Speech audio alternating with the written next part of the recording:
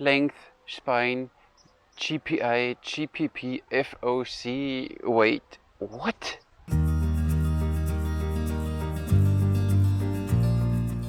Welcome back to Malta Archery. Today we talk about arrows because it's, but not now the different materials and stuff, more the technical terms that you know what it means when you read something about arrows. They still use inches to measure an arrow length. So, and how to measure an arrow length is you always start at the bottom of the tip when you have a carbon arrow where the insert is, and then you measure back to the inches, we said inches, not centimeters, and then you measure to the bottom of the nock, so not to the end of the nock, to the bottom of the nock. You see that? And this arrow would have now 28 3/4 of an inch. So this would be the arrow length there.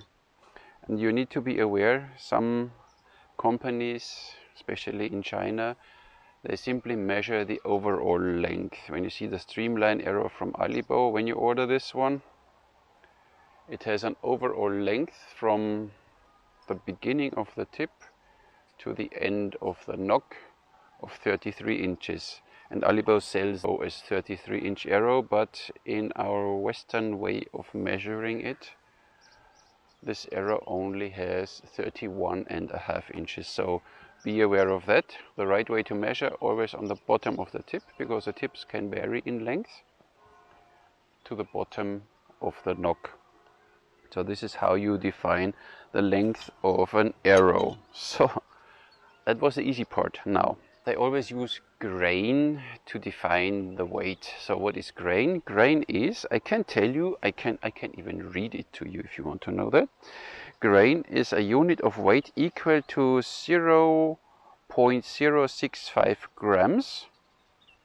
One of the earliest units of common measure and the smallest. It is a uniform unit in whatever systems. The ancient grain, varying from the culture to the next, was defined as the weight of a designated number of dry wheat or edible grain kernels taken from the middle of the ear. It was also used as the original basis for the medieval English inch. You might not know that. Which was defined for instructional purposes as the length of 3 medium-sized barley corns placed end to end, about 2.54 centimeters. Now you know where the inch comes from.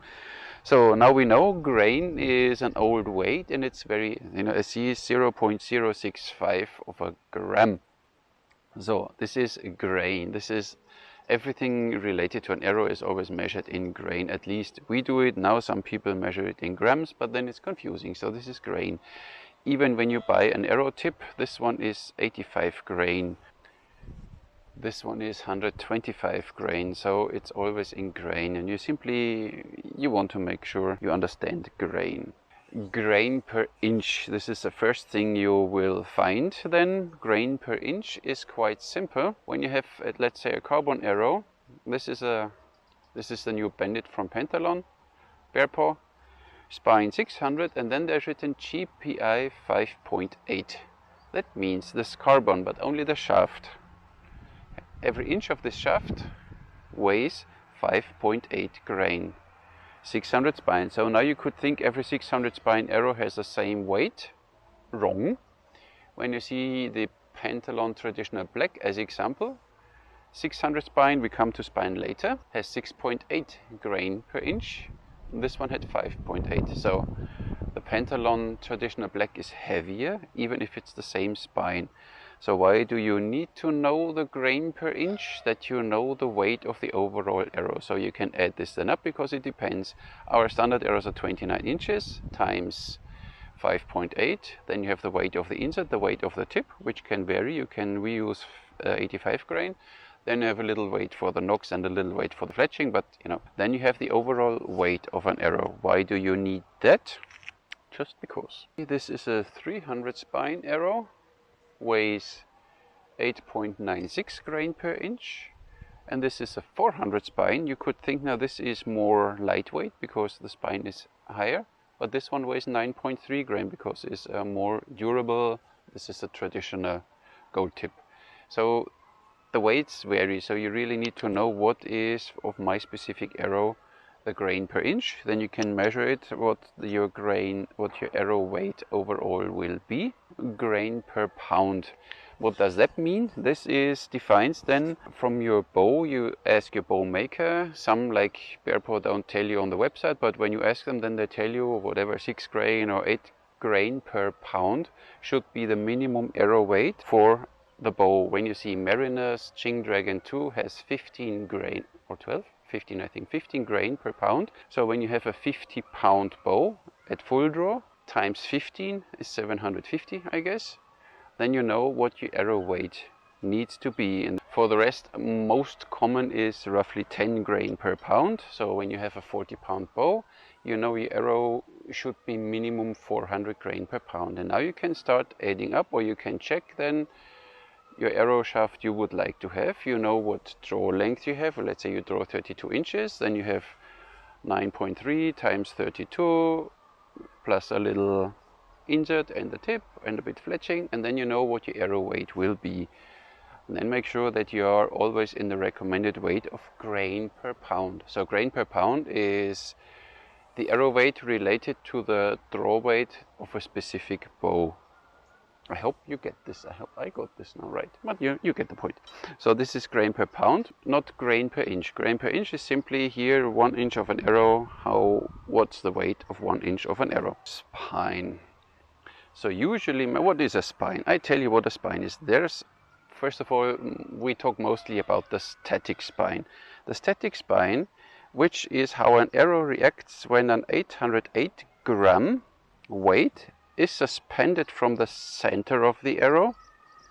The arrow must be 29 inches in length and supported by 2 points which are 28 inches apart. The number of inches the arrow deflects or bends times 1000 due to the weight is the spine or measurement of an arrow. So a 500 arrow bends 0.5 inches when the weight is applied.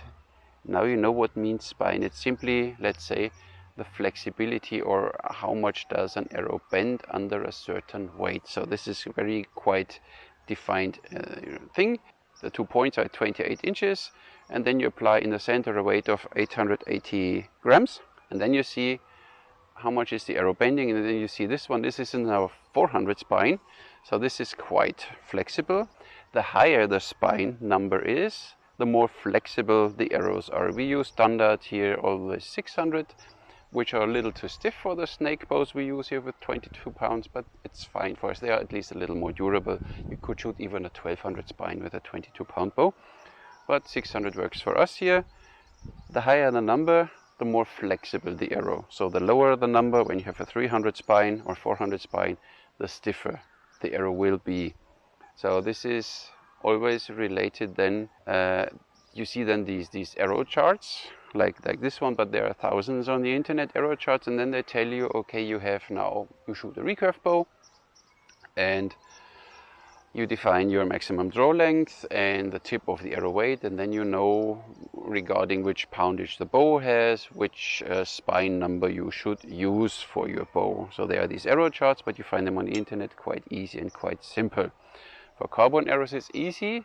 For wood arrows, the supplier of the wood arrows will always tell you the poundage, usually the poundage of how much they are spined. So this is whatever now, let's say a 30 or 35 pound.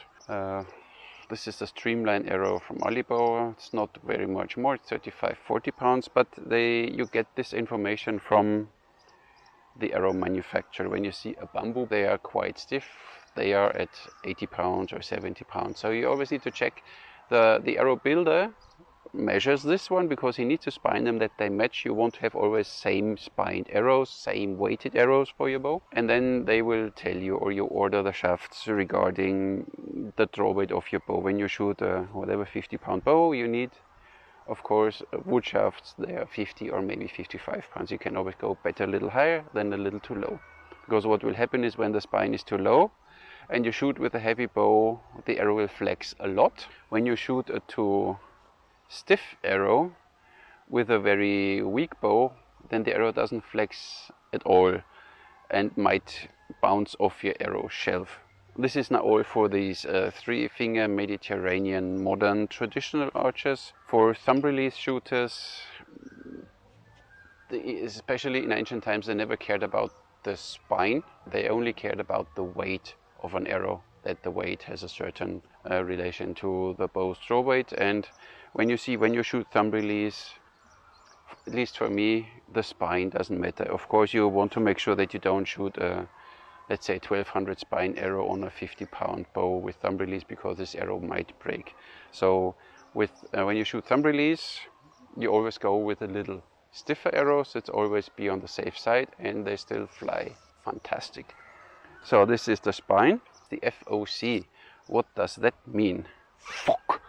Now it's the forward of center. The FOC, you have here now an arrow, and you have somewhere the center where the arrow is balanced, right? This would be here. You can mark this, and you measure the arrow length again. And you have then somewhere the measured middle of the arrow, would be, let's say, here. And here is the center of the balance. And this distance here, this amount here tells you the FOC. So if this is narrow, or if it's 0, then you have a 0 FOC. When this part is 10% of the arrow length, then you have an FOC of 10, 15, 20, 30. So what does that mean to you, this FOC? When the FOC is very high, the arrow will fly very stable, but of course there's a lot of weight on the tip. The arrow will nose drop quite soon with a weak bow. Always matters if you shoot short distance or long distance. The recommendation is 10 to 15%. So in this window here, 10 to 15% in front of the middle, measured middle of the arrow, should be the center of balance, and then you're good to go. Then you have a nice balanced arrow. So they are always a little more head heavy than centered or back heavy. So this is the FOC, forward of center, 10 to 15%, and you're good to go. But you can make, of course, there a complete science out of it and go crazy with it. See, there's the FOC is here, and the center of balance is here. So we have here whatever 2-3 inches, and the arrow is 29 inches long, so we are roughly at 10%. But you know, for me, it's not rocket science. The arrows fly quite nice. If you need a little more FOC, simply put a little heavier tip on it. But when you put a heavier tip on it, you make the spine weaker. So this is now flying with a 85 gram tip nice. When you put now here a 200 grain tip on it, then you make this arrow very weak, because there's a lot of mass, and the bow, the string will push this forward. So this one will be way more flexible. So even the spine value is always related even to the weight of the tip. So there you can change it, but be sure with your FOC that you don't overdo it, because you will ruin your spine otherwise. That's the FOC. Now you know it. Carbon arrows have it written on it, the spine and the grain per inch. Wood arrows, you need to ask. It's a little tough, but they are spined then for a certain weight. And of course then different wood has a different weight, so you really need to check then which weight you need to use. You can still adjust a little with the tip of the shaft, but then you weaken the spine. So it's really a science in itself. I simply only wanted to tell you now the terms, that you know what we are talking about, and for the rest, simply, you know, shoot some arrows. Of course, you can go crazy with it. I hope this answered these questions, and you are now feel a little more safe and secure when it's up to your arrows. Thank you very much for watching. I'll catch you in the next one.